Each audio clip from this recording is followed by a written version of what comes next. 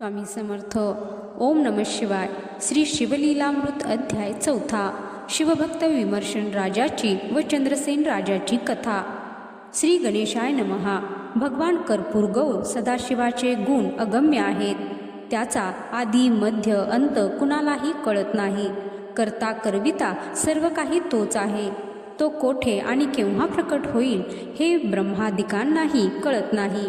आपल्या भक्तासाठी तो कुठेही प्रकट होतो. याविषयी पुराणकार सूत शौनकादी ऋषींना एक कथा सांगतात. खूप वर्षापूर्वी किरात देशात विमर्शन नावाचा एक राजा होता. तो अत्यंत पराक्रमी शूर होता. तो सदैव शिकार, हिंसा, मद्य, मांस सेवन करीत असे. तो अत्यंत निर्दयी होता. अधर्माचरण करण्यात त्याला काहीही वाटत नसे. चारी वर्णातील स्त्रियांचा तो उपभोग घेत असे. असे असले तरी तो मोठा शिवभक्त होता. तो भगवान सदाशिवाची नित्य नेमाने पूजा अर्चा करीत असे. त्याच्या पत्नीचे नाव होते कुमुद्वती. ती अत्यंत चतुर व गुणवती होती. एकदा तिने आपल्या पतीला एकांतात विचारले, तुम्ही भगवान सदाशिवाची नित्य पूजा अर्चा करता, सदाशिवापुढे भक्तिभावाने नृत्य गायन करता, शिवलीलामृताचे पठण श्रवण करता, पण असे असूनही तुमच्या हातून रोज पाप कर्मे घडतात. अनेकांची हत्या होते, अधर्माचरण होते. हे कसे काय? असे का बरे होते? राजा विमर्शन म्हणाला, मला पूर्वजन्मातले बरेच काही आठवते. ते ऐक. मागील जन्मी मी पंपा नगरीत कुत्रा होतो. एकदा माघ महिन्यातील शिवरात्रीच्या दिवशी मी एका शिवमंदिरासमोर येऊन उभा राहिलो. मंदिरात शंकराची पूजा अर्चा चालू होती. मी ती लक्ष देऊन पाहत होतो. त्यावेळी एका राजसेवकाने मला काठीने मारले. तेव्हा मी उजव्या बाजूने पळून शिवमंदिराला प्रदक्षिणा घातली व पुन्हा होतो तिथे येऊन उभा राहिलो. त्यावेळी त्या सेवकाने अत्यंत रागाने मला काठी मारली. वर मी घाव लागल्याने मी तिथेच शिवमंदिरापुढे प्राण सोडले. तेवढ्या पुण्यकर्मामुळे मला या जन्मी राजदेह प्राप्त झाला. परंतु कुत्र्याचे काही गुणदोष माझ्यात शिल्लक राहिले आहेत. मी सध्या जे वागतो ते चांगले नाही हे मला कळते, पण तरीही पूर्वसंस्कारामुळे माझ्या हातून वाईट कर्म घडते. राणी कुमुद्वतीने विचारले, तुम्हाला पूर्वजन्माचे ज्ञान आहे, तर आता मला सांगा, गतजन्मी मी कोण होते? राजा म्हणाला, तू मागच्या जन्मी कबुतरी होतीस. तू मांसाचा तुकडा तोंडात धरून जात असताना एका ससाण्याने तुझा पाठलाग केला. तू शिवमंदिराला 3 प्रदक्षिणा घालून शिखरावर बसलीस. तू खूप दमली होतीस. तेवढ्यात ससाण्याने तुझ्यावर हल्ला केला. तू शिवमंदिरासमोर मरून पडलीस. त्या पुण्याने या जन्मी तू राणी झालीस. राणी म्हणाली, तुम्ही त्रिकाल ज्ञानी आहात, मोठे पुण्यपुरुष आहात. आता यानंतर आपल्या दोघांना कोणकोणते जन्म मिळतील ते सांगा. राजा म्हणाला, हे चंद्रमुखी, मी पुढील जन्मी सिंधू देशाचा राजा होईन. तू जया नावाची राजकन्या होशील. त्या जन्मीही तुझा माझा विवाह होईल. तिसऱ्या जन्मी मी सौराष्ट्र देशाचा राजा होईन. तू कलिंग देशात जन्मास येशील व माझ्याशी विवाह करशील. चौथ्या जन्मी मी गांधार देशाचा राजा होईन व तू मगध देशात जन्म घेशील. त्याही वेळी तुझा माझ्याशी विवाह होईल. 5व्या जन्मी मी अवंतीचा राजा होईन व तू दाशार्ह राजाची कन्या होशील व मला वरशील. 6व्या जन्मी मी आनर्त देशाचा राजा होईन व तू ययाती राजाची कन्या होशील व तुझा माझ्याशी विवाह होईल. 7व्या जन्मी मी पांडई राजा होईन व तू पद्मराज कन्या वसुमती होशील आणि माझीच पत्नी होशील. त्या जन्मात मी मोठी कीर्ती मिळवीन. शिवप्रसादाने मी शत्रूंना शिक्षा करीन, धर्माची वाढ करीन, सतत शिवभजनात रंगून जाईन. मग त्या जन्मी मी पुत्राला राज्य देऊन तपश्चर्येसाठी वनात जाईन. अगस्ती ऋषींना शरण जाऊन शिवदीक्षा घेईन. मग तुझ्या समवेत कैलासपदाला जाईन. सूत सांगतात, तो राजा इतके जन्म घेऊन ब्रह्मज्ञानी झाला व शेवटी अविनाशी अशा शिवपदाला गेला. शिव आराधनेचे महात्म्य असे आहे. वेदशास्त्रांनाही त्याचे वर्णन करता येत नाही. शिवगुण कीर्तन ऐकून ज्याचे मन भक्तीने भारावून जात नाही ज्याच्या डोळ्यात आनंदाश्रू येत नाहीत त्याचे जीणे व्यर्थ आहे. त्याची विद्या, धर्म, कर्म सगळे काही व्यर्थ होय. असा अधम मनुष्य जगला काय अन मेला काय, कोण विचारतो? जो मनुष्य शिवनाम घेत नाही तो या संसारात व्यर्थ जन्मास आला. शिवभक्त चंद्रसेन राजाची कथा. भक्तिभावानी सूत म्हणाले, ऋषी हो, शिवभजनाचे महात्म्य सांगणारी आणखी एक पुण्यदायक कथा सांगतो, ती ऐका. पूर्वी उज्जैनी नगरीत चंद्रसेन नावाचा एक राजा होता. तो न्यायनीतीने राज्य करीत होता. तो त्याच नगरीतील ज्योतिर्लिंग महाकालेश्वराची अगदी नित्य नेमाने मोठ्या भक्तिभावाने पूजा अर्चा करीत असे. मणिभद्र नावाचा त्याचा एक अत्यंत आवडता जिवलग मित्र होता. चतुर आणि पवित्र मित्र, उदार आणि भाविक शिष्य, सुंदर आणि पतिव्रता असलेली पत्नी, पितृभक्त पुत्र, ज्ञानी आणि उत्तम वक्ता असा सुयोग घडून येण्यासाठी पूर्व पुण्याई असावी लागते. चंद्रसेन राजाचे पूर्वजन्मीचे पुण्य मोठे म्हणून तर त्याला मणिभद्रासारखा मित्र मिळाला. एकदा त्या मणिभद्राने चंद्रसेन राजाला एक दिव्य मणी आणून दिला. तो मणी सूर्यासारखा तेजस्वी होता. अष्टधातूंना त्याचा स्पर्श झाला असता त्याचे 52 कशी सोने होत असे. त्या मण्याच्या प्रभावाने राज्यातील साप, वाघ, चोर पळून गेले. त्या मण्याचे नुसते दर्शन घेतले असता रोग पळून जात असे. त्या मण्यामुळे चंद्रसेन राजाच्या राज्यात दुष्काळ, अवर्षण, दारिद्र्य, दुःख, शोक औषधालाही शिल्लक राहिले नाही. तो मणी राजाने आपल्या गळ्यात घातला होता. त्यामुळे राजाला प्रत्येक युद्धात विजय मिळत होता. त्याला कोणत्याही कार्यात अपयश येत नसे. शत्रू मित्र होऊ लागले. त्या मण्याच्या प्रभावाने राजाचे आयुष्य, आरोग्य, ऐश्वर वाढतच गेले. चंद्रसेन राजाचे हे वैभव पाहून पृथ्वीवरील सर्व राजे त्याचा द्वेष करू लागले, मत्सर करू लागले. ते चंद्रसेन राजाकडे तो लाख मोलाचा मणी मागू लागले. चंद्रसेन राजाचा प्रभाव वाढू लागला. हे पाहून त्याचा द्वेष करणारे राजे एक झाले. त्यांनी आपला एक पक्ष तयार केला. त्यांनी चंद्रसेन राजाला निरोप पाठवला. भगवान विष्णूच्या कंठातील कौस्तुभ मण्याप्रमाणे असलेला, चंद्राप्रमाणे तेजस्वी असलेला तुझा तो मणी आम्हाला दे. तो निरोप ऐकून चंद्रसेन राजाला वाईट वाटले. तो स्वतःशीच म्हणाला, चांगल्या वस्तूंचा संग्रह अनर्थाला कारण होतो. जे भूषण म्हणून मिरवावे ते विदूषण ठरते. अतिरूप, अतिधन, अतिविद्या, अतिप्रेम, अतिभोग, अति अलंकार जवळ बाळगले की संकटे येणारच. आपल्याजवळ असलेला हा मणी त्या राजांना दिला तर आपण घाबरलो असे होईल व आपल्या छात्र धर्माला बट्टा लागेल, आणि नाही दिला तर मोठे युद्ध होईल. त्यात अनेकांचे विनाकारण प्राण जातील. अशा प्रसंगी भगवान महाकालेश्वराला शरण जाऊन सर्व काही त्यांच्यावरच सोपवावे. तो कर्पूर गौर शिवशंकर दयासागर आहे. तो जगत्राता महाकालेश्वरच आता काय ते बघेल. असा विचार करून राजा चंद्रसेन सर्व चिंता काळजी सोडून भगवान महाकालेश्वराची यथासांग पूजा करू लागला. इकडे प्रधानाने युद्धाची तयारी केली. शत्रू राजांनी चंद्रसेन राजाच्या राजवाड्याला घेरले होते. प्रधान सेनेसह राजवाड्याच्या बाहेर आला आणि एकाएकी युद्ध सुरू झाले. हर हर महादेव अशी गर्जना करीत चंद्रसेनाचे सैनिक शत्रूशी घनघोर युद्ध करू लागले. तलवारींचा खणखणाट सुरू झाला. राजा चंद्रसेन मात्र कसलीही चिंता काळजी न करता एकाग्र चित्ताने महाकालेश्वराची पूजा करीत होता. बाहेर युद्ध चालू होते. मंदिरात मंगलवाद्ये वाजत होती. अनेक स्त्री पुरुष नागरिक पूजा पाहण्यासाठी मंदिराबाहेर उभे होते. त्यावेळी एक विधवा गोप स्त्री आपल्या 6 वर्षाच्या मुलाला घेऊन तिथे आली. तो मुलगा मंदिरात चाललेली पूजा अगदी जवळून पाहत होता. पूजा कशी करतात, काय काय करतात ते सगळे तो नीट लक्षपूर्वक पाहत होता. थोड्या वेळाने ती गोपस्त्री आपल्या मुलाला घेऊन घरी गेली. मुलाला घराबाहेर ठेवून ती घरातली कामे करू लागली. घराच्या बाहेर खेळत असलेल्या त्या मुलाने शिवलिंग म्हणून एक दगड आणला. मातीचा ढीग करून त्यावर त्या दगडाची शिवलिंग म्हणून स्थापना केली. मग त्याने लहान लहान दगड जमविले.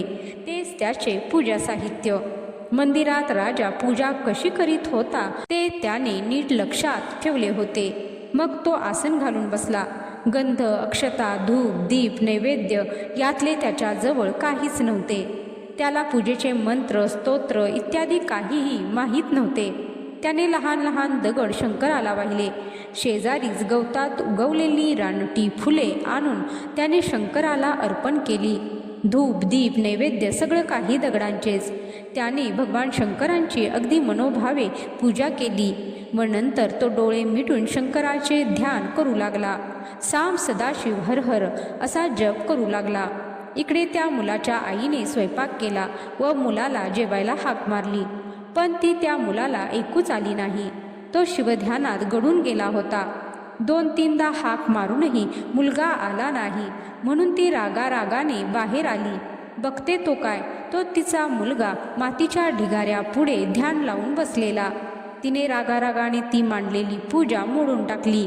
मुलाच्या पाठीत 2 रट्टे दिले व चल उठ जेवायला असे त्याच्यावर ओरडली. मुलाने डोळे उघडून समोर पाहिले, तो सगळी पूजा मोडली होती. ते पाहून त्याला अतिशय दुःख झाले. तो छाती बडवत रडू लागला आणि एकाएकी बेशुद्ध पडला. त्याच्या आईला हे सगळे ढोंग वाटले, म्हणून ती तरातरा घरात गेली, जेवली व एक फाटके पांघरून घेऊन गवतावर झोपली. आपण केलेली पूजा मोडली आहे हे पाहून तो मुलगा रडू लागला. भगवान शंकरांचा धावा करू लागला. त्या निष्पाप मनाच्या मुलाचा भोळा भाव पाहून शंकर प्रसन्न झाले. त्या मुलाने डोळे उघडून पाहिले तो काय आश्चर्य, तिथे एक भव्य शिवमंदिर निर्माण झाले होते. ते मंदिर रत्नखचित होते. त्या मंदिराला हिऱ्यांचे खांब होते. त्या मंदिराचा कळस हिऱ्या माणकांच्या तेजाने झळकत होता. मंदिराची 4 द्वारे सोन्याची होती. मंदिराच्या गाभाऱ्यात रत्नमय दिव्य शिवलिंग होते. त्या ज्योतिर्लिंगाचे तेज चंद्रप्रभेसारखे होते. जवळच सुवर्णांच्या तबकात पूजेच्या सगळ्या वस्तू होत्या.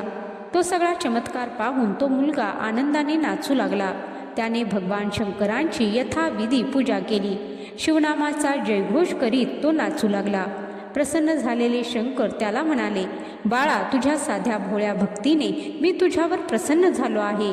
आता तुला हवा असेल तो वर माग.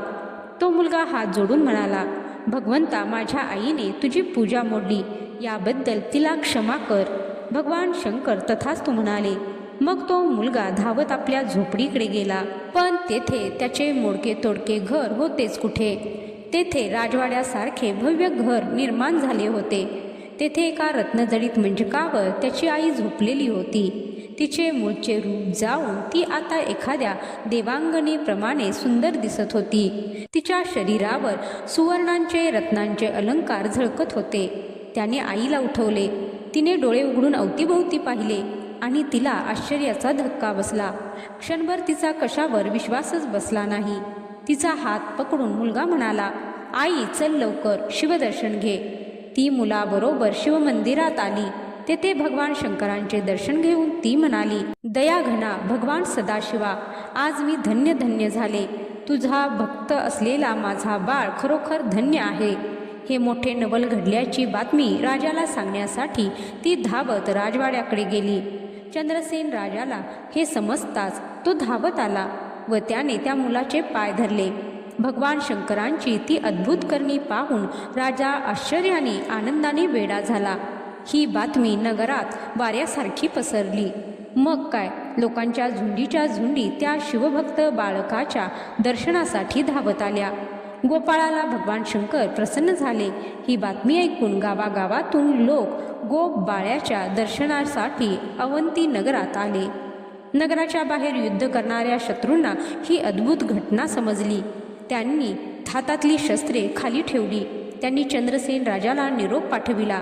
हे राया, भगवान शंकर तुझ्यावर प्रसन्न झाले आहेत, त्यामुळे तू खरोखर धन्य आहेस. ज्या गोपाळावर भगवान कैलासनाथ प्रसन्न झाले आहेत त्या बाळाला प्रत्यक्ष पाहण्याची आमची इच्छा आहे.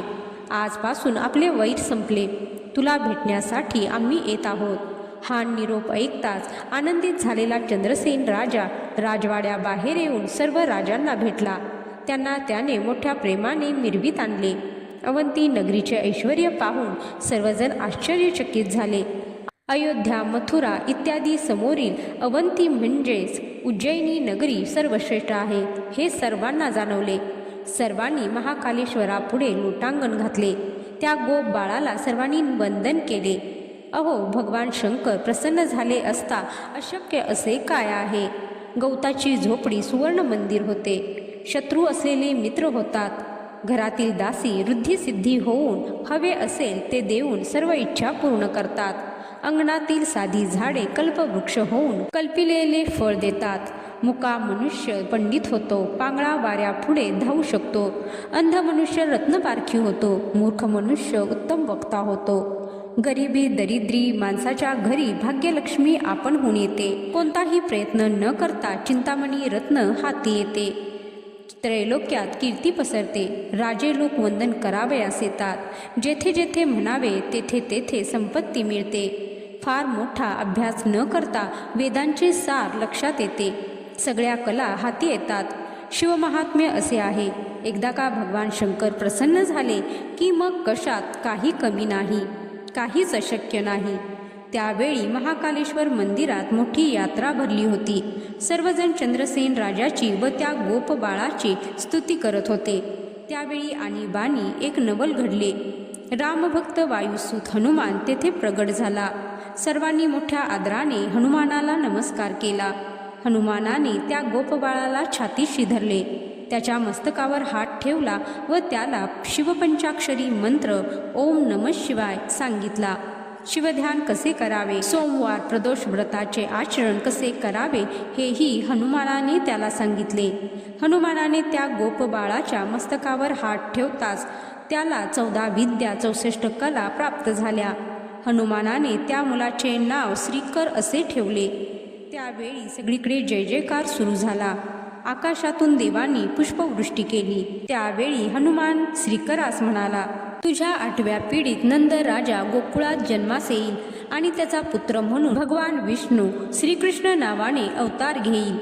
त्या अवतारात तो कंस, शिशुपाल, कौरव इत्यादी दुष्ट दुर्जनांचा नाश करील. पांडवांचे सर्वतोपरी रक्षण करील. ज्याप्रमाणे संवत्सर तिथी वार पुन्हा पुन्हा येतात त्याप्रमाणे परमेश्वर दुष्ट दुर्जनांचा नाश करण्यासाठी व संत सज्जनांचे रक्षण करण्यासाठी पुन्हा पुन्हा नाना रूपांनी अवतार घेत असतो, असे सांगून हनुमान गुप्त झाला. अहो, साक्षात हनुमान ज्याचा गुरु त्या श्रीकराचे भाग्य काय वर्णावे. मग श्रीकराने व चंद्रसेन राजाने तेथे जमलेल्या सर्व राजांना दिव्य वस्त्रे व अलंकार देऊन त्यांचा सत्कार केला. श्रीकर आणि चंद्रसेन मोठ्या भक्तिभावाने सोमवार व प्रदोष व्रताचे पालन करीत होते. शिवरात्रीचा उत्सव मोठ्या थाटामाटात होत असे.